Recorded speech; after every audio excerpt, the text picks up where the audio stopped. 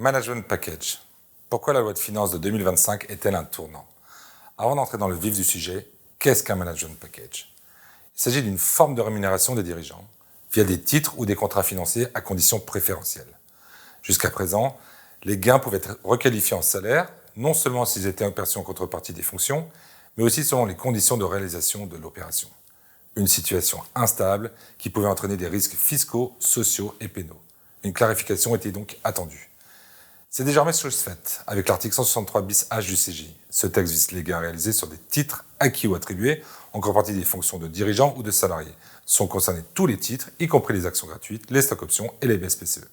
Ces gains seront désormais imposés en traitement et salaire. Toutefois, une fraction du gain pourra relever du régime des plus-values dans la limite de 3 fois le multiple de performance. Au-delà, le régime salarial s'appliquera, accompagné d'une contribution sociale de 10%. À ce stade, précisons plusieurs points.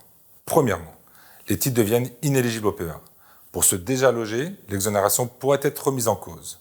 Faut-il remettre en cause tout le gain ou seulement la part traitée comme salaire? La réponse reste à clarifier.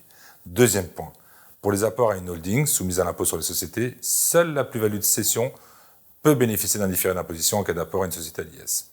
Une doctrine administrative est attendue. S'agissant des BSPCE, la logique reste la même.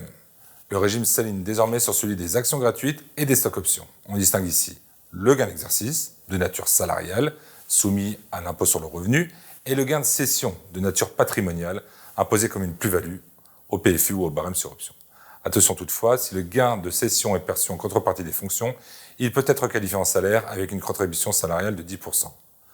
Par ailleurs, seule la plus-value de cession peut bénéficier d'un différé d'imposition en cas d'apport à une société à l'IS. Et les titres souscrits en exercice de BSPCE deviennent inéligibles au PEA. Voici quelques clarifications, mais comme vous l'avez bien compris, des zones d'ombre subsistent, un sujet à suivre donc.